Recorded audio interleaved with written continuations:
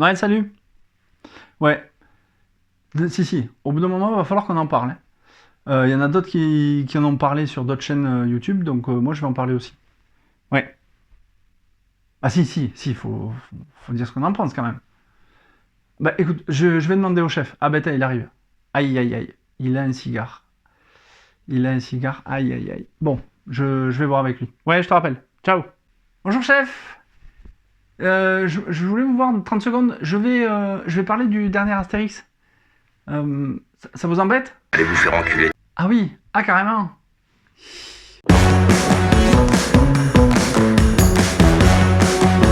Bonjour et bienvenue dans les comics de Fred, je suis ravi de vous retrouver pour cette nouvelle vidéo et vous l'aurez compris, on va parler du 41e album d'Astérix, Astérix en Lusitanie, scénarisé par Fab Caro et dessiné par Didier Conrad. Mais une question qui me taraude, hein, et tu dois te la poser aussi, qu'est-ce qui vaut ce 41e album? Bah écoute, installe-toi bien, serre-toi une cervoise et je vais te dire ce que j'en pense. Bon, on va pas se mentir, hein, la sortie d'un nouvel album d'Astérix, c'est un événement national. C'est un monument colossal dans la BD française et franco-belge. Bon, on va faire un petit résumé. Astérix et Obélix se rendent en Lusitanie, le Portugal actuel, pour aider un ami qui a été accusé d'avoir voulu empoisonner César avec une sauce poisson que l'on appelle le garum. Scénaristiquement parlant, dans son récit, Fab Caro il utilise l'Antiquité pour commenter des enjeux modernes. Il a su garder l'âme de la série, celle du duo Goscinny et Uderzo, tout en la modernisant et en l'adaptant à notre société. Évidemment, un album d'Astérix, ce n'est pas juste une aventure, c'est une description lucide des travers de la société dans laquelle on vit et une critique même assez drôle. L'histoire de Fab Caro, elle est hyper bien construite. Elle s'articule autour d'un fil rouge dans lequel on va alterner des séquences drôles et des séquences plus critiques sur notre société actuelle. Et là, je dois dire que Fab Caro, il a ce talent de scénariste que très peu ont, puisqu'il arrive à nous faire réfléchir tout en amusant la galerie. Oui, l'intrigue de Fab Caro tourne autour du renouveau du capitalisme avec sa consommation à outrance et, évidemment, phénomène qui nous touche tous, l'obsolescence programmée. C'est vraiment monstrueux. Finalement, dans ce 41e album, Fab Caro s'inscrit dans la lignée des précédents albums où il mélange à la fois humour, nostalgie et satire de notre société.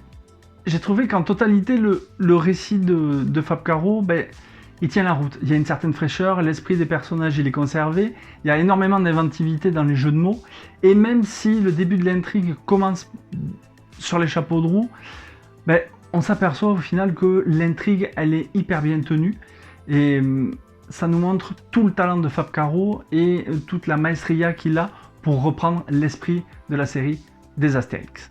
Concernant les dessins, on va s'attarder un petit peu sur la couverture. Bon, rien d'exceptionnel, c'est une couverture plutôt traditionnelle qui reprend ce qu'on va pouvoir voir dans l'album avec les façades colorées que l'on peut trouver au Portugal.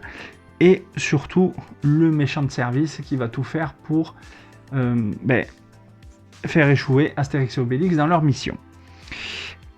Concernant les dessins à proprement parler, et notamment avec les planches, je dois dire que Conrad il nous gratifie d'un dessin qui est tout en rondeur, pittoresque, et qui, je dois l'avouer, ressemble à s'y méprendre au personnage dessiné par l'immense et talentueux Uderzo.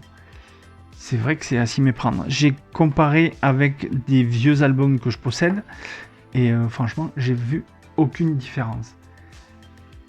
J'ai trouvé que chaque case est une invitation à l'aventure, ça reste fidèle au style classique et Conrad y apporte des éléments modernes qui vont séduire les nouveaux lecteurs. Finalement, le boulot de Conrad, il est admirable.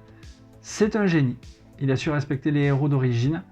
Et il réalise aussi l'objectif principal quand on lit un album d'Astérix, c'est de nous faire sourire et de nous faire découvrir une multitude de détails dans chaque planche. Allez, mon avis sur le 41e album d'Astérix. À la question que j'ai posée dans le titre de la vidéo, est-ce l'album de trop? Moi j'ai envie de vous dire que non. Alors certains d'entre vous vont dire que l'album n'est pas bon, que c'est une gageure, qu'il y a des jeux de mots qui sont ratés, qui tombent à l'eau. C'est honteux. Non, moi j'ai pas trouvé. Je trouve que cet album-là, il est de très bonne facture. On a tout ce qui rentre dans le cahier des charges d'un album d'Astérix. On a les clichés, on a l'humour, on a les jeux de mots et on a surtout la critique de la société. Et je trouve que cet album-là, c'est une réussite. Fab Caro, il s'est surpassé dans les jeux de mots. Le dessin de Didier Conrad, il est juste fabuleux. C'est un album, à la fin, quand on a fini de le lire, il vous donne le sourire. Et ça, moi, quand je lis ce genre de BD, c'est ce que je recherche. C'est avoir la banane. C'est avoir le sourire et me dire, allez, maintenant je vais le relire et je vais analyser chaque case pour trouver les petits détails. Donc, si vous êtes comme moi un grand fan d'Astérix, je vous conseille vivement ce 41e album et je pense que tout fan d'Astérix doit le posséder dans sa bibliothèque. Voilà, cette vidéo est maintenant terminée. J'espère que ça vous a plu, que ça vous a donné envie de lire Astérix en Lusitanie. Dites-moi dans les commentaires si vous avez aimé l'album ou si vous l'avez détesté, toujours en restant courtois. Et quant à nous, on se retrouve très très bientôt pour une prochaine vidéo. En attendant, lisez des BD, des comics, c'est bon pour le moral. Ciao ciao. Mais voilà, mais c'est très bien.